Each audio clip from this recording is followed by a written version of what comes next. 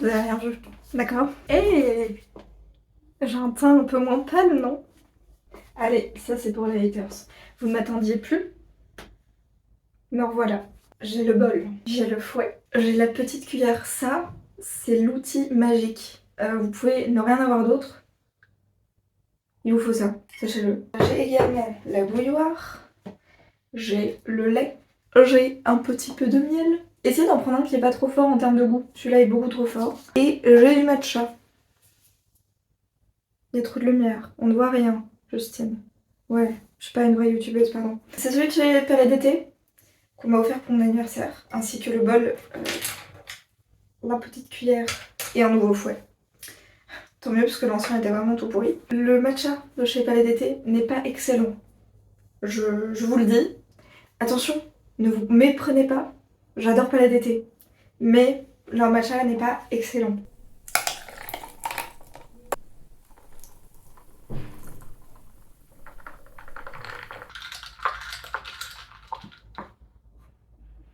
Voyons voir.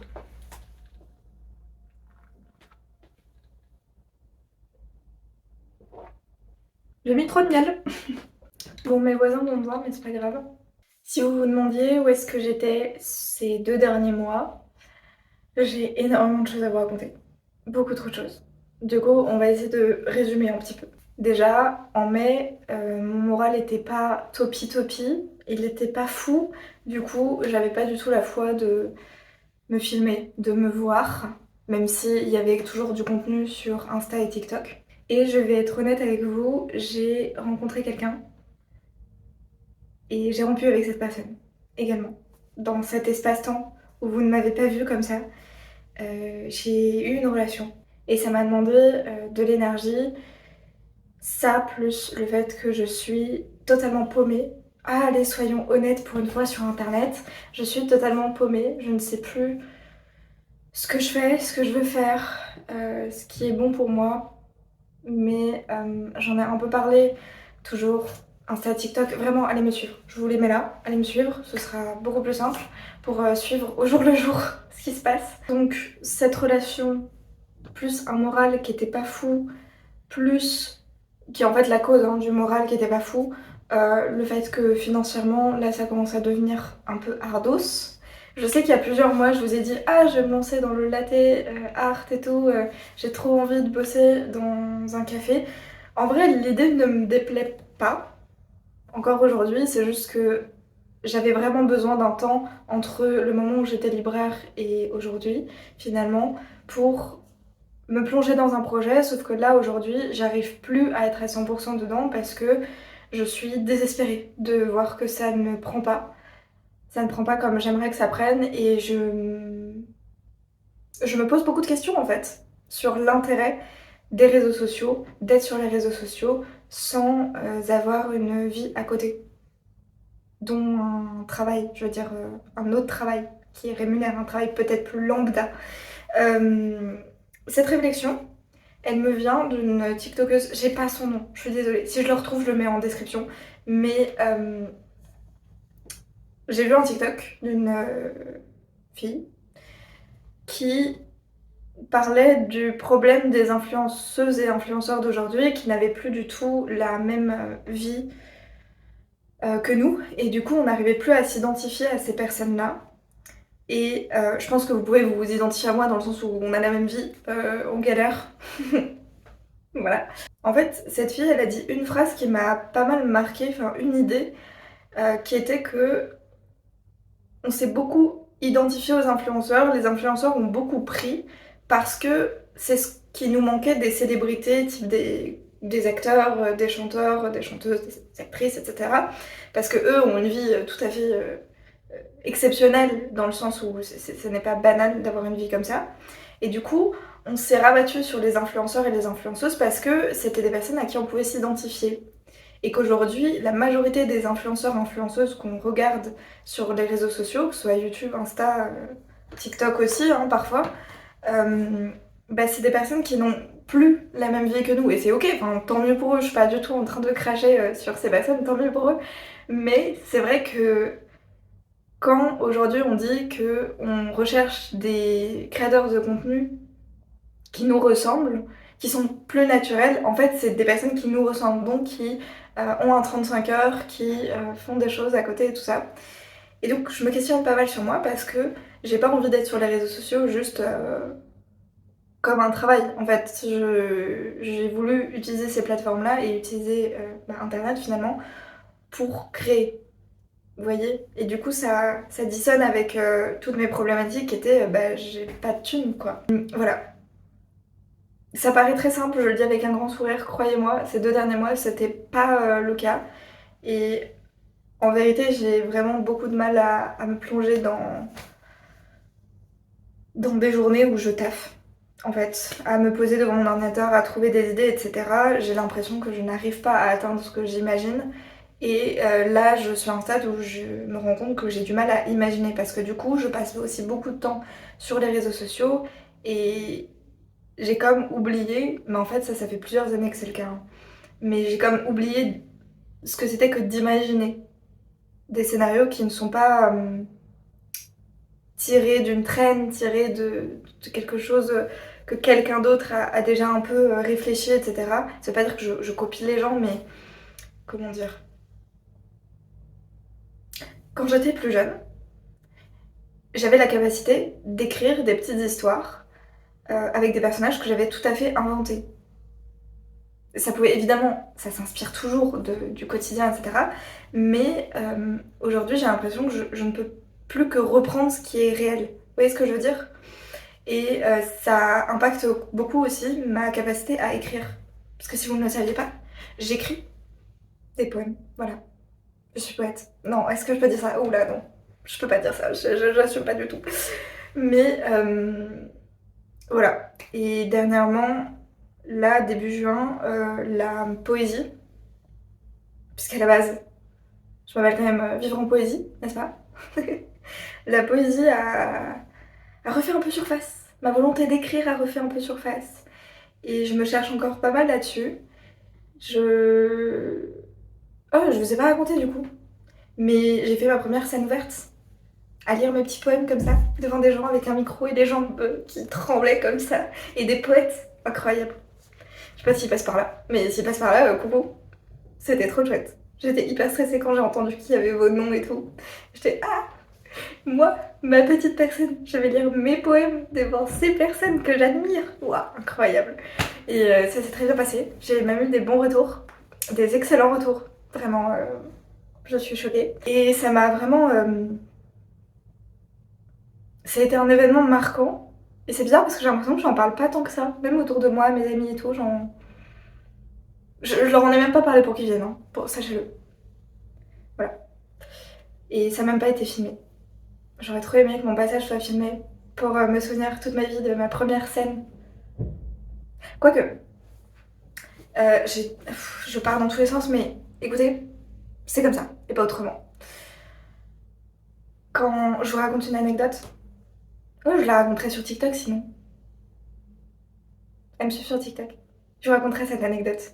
La première fois que j'ai lu, enfin pas lu, mais performé, si je puis dire, quelque chose que j'ai écrit sur scène devant des gens. Fun fact, c'était la dernière fois finalement que je suis vraiment montée sur une scène. Parce que là, la scène ouverte, quand je dis scène ouverte, ok. Parce que j'estime qu'il y a plein de gens qui me suivent de ma vidéo, par ma vidéo sur la solitude, et donc pas forcément des gens qui au départ connaissent le milieu du livre et de la poésie et ce qui se fait, etc. Je suis là pour ça, il n'y a aucun jugement, tant mieux. Je suis là pour vous faire découvrir tout ça. Une scène ouverte, en gros, c'est un événement où tout le monde peut venir sur scène, lire un de ses textes, lire un de ses poèmes. En gros. Peut-être que ça convient aussi à d'autres événements, mais c'est à ça que je pense. Et là, c'est l'un de mes amis, qui est aussi libraire, avec qui j'ai aussi travaillé à la librairie de Paris, Mika, on t'embrasse, qui a organisé cet événement-là, dans le cadre d'un événement plus large dans différentes librairies. Je sais plus comment s'appelle l'événement, pardon. Mais soit. Et du coup, il y avait des poètes confirmés, d'accord, des vrais poètes qui ont publié, qui étaient là. Il y avait aussi des personnes tout à fait lambda, comme vous et moi, comme moi. Et on pouvait lire soit un poème qui était déjà écrit par quelqu'un d'autre, soit ses propres poèmes. Et j'ai pris mon courage à deux mains. Jusqu'au jour J, j'étais pas sûre de le faire, mais je l'ai fait. Et j'ai lu 2 de mes poèmes et un poème d'Alicia Gallienne, parce que Alicia Gallienne. Et, ouais, j'ai ressenti un truc que j'avais pas ressenti depuis des années, le trac, qui est extrêmement différent du stress. Voilà. Donc je suis très fière de moi, parce que ma voix n'a pas tremblé. Mes jambes, oui. Je me tenais à la table qui était à côté de moi. Mais ça m'a vraiment... je pense que ça se voit sur mon visage. Ça m'a... Il y a eu un truc qui s'est passé et je me suis rappelé du plaisir que c'était de performer un texte. Dans le sens où j'ai quand même fait 10 ans de théâtre, ça fait 4-5 ans maintenant que j'en ai plus fait. Et j'avais oublié ce que c'était que de... Ouais, de performer un texte. C'est-à-dire que je crois que ce qui me fait le plus plaisir dans le fait d'écrire, c'est pas tellement le fait d'écrire, c'est derrière de le performer. Vous voyez ce que je veux dire? Et d'ailleurs, quand j'étais petite, quand j'étais très petite, les premières choses que j'ai écrites, c'était des scènes de théâtre que je jouais après devant ma famille. Vous le saviez ça? Bah non, vous le savez pas. Vous avez plein de trucs à apprendre en fait. Voilà. Est-ce que vous avez déjà fait du théâtre? Est-ce que vous voyez de quoi je parle? La différence entre le stress et le trac, et à quel point le trac, après quand on est sur scène et qu'on est dans le truc, genre, c'est fou. Et hier, du coup, je faisais un petit peu un point avec moi-même, en pleurant, évidemment, comme toujours. Euh, Et justement, je réfléchissais à tout ce truc d'écrire, de performer un texte, et on entend beaucoup dire que, bah voilà, un auteur face à sa feuille, face à son ordinateur, et c'est lui et les mots. Et moi, aujourd'hui, quand je me retrouve face à une feuille ou face à un ordinateur pour écrire, je suis seule. Je suis hyper seule en fait. Et le moment où vraiment c'est moi et les mots, c'est le moment où je performe le texte. Et c'est pas anodin que la poésie me plaise. Ou le théâtre. C'est pas anodin du tout. C'est... Quand j'étais petite, j'ai appris à lire en lisant à voix haute. Et quand ça n'était pas moi qui me lisais mes petites histoires du soir, j'ai très vite appris à lire. Bah, c'était ma maman. Et ma maman, elle lisait à voix haute et elle jouait les personnages. Et je crois que ça vient de là en fait. Ça vient du fait que les textes pour moi ils sont faits pour être performés, même. Je l'ai là, attendez. Ce livre-là, c'est l'un de mes livres préférés, Les Oiseaux du Temps, de Amal El-Motar et Max Gladstone. C'est formidable. C'est de la SF, c'est formidable. J'ai envie de parler de plus de SF aussi, si ça vous intéresse, parce que j'adore la SF. Voilà, j'adore la SF, j'adore l'imaginaire. Et la poésie, bien sûr, mais voilà. Et si je me souviens bien, c'est page 159. Ok, je me suis trompée, à 2 pages près. Oui, à 2 pages près. Mais voilà, je ne vous ferai pas l'affront de le lire, mais oui, je me souviens du numéro de page, tellement j'ai lu et relu à haute voix ce passage. C'est juste pour vous dire que même dans des romans finalement, même dans de la fiction, j'ai envie de performer les textes. Et c'est ça qui me plaît le plus. Voilà, et je crois que l'endroit où je me sens le plus avec les mots et avec moi-même et genre le plus mon lieu si vous voulez, c'est un endroit qui est du coup plein d'endroits différents, enfin qui pourrait être plein d'endroits différents, y compris les réseaux sociaux, mais c'est l'endroit où je performe un texte. Voilà. Qu'est-ce que vous allez faire avec cette information? Me dire si vous avez des idées. Si, je peux vous en parler dès maintenant du coup, parce que ça y est, je l'ai lancé. J'ai lancé un deuxième compte Instagram qui s'appelle Pomme Poète, rapport au fait que mon nom de famille c'est Poma, et que du coup, bah, je vais vous partager mes écrits dessus. C'est vraiment à part de ce que je fais sur les réseaux sociaux, mais je vous en parle parce que pourquoi pas, et parce que ça me tient aussi à cœur. Et si vous dites rapidement le pseudo, c'est rigolo, ça fait Pomme Poète. Ça me fait un peu Pomme Pote, voilà. C'est un jeu de mots.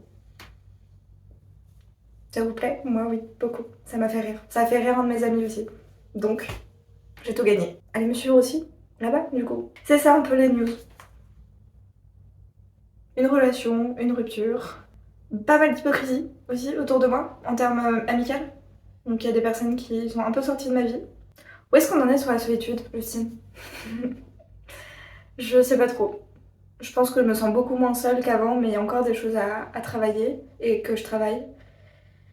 Mais là, mon focus, c'est ma vie pro, clairement. Je vous dis ça, là j'ai un rendez-vous dans 2 heures, je pense. Je sais pas quelle heure il est. Et je vois aussi quelqu'un ce soir. Calmez-vous, rien de ce que vous pensez, d'accord?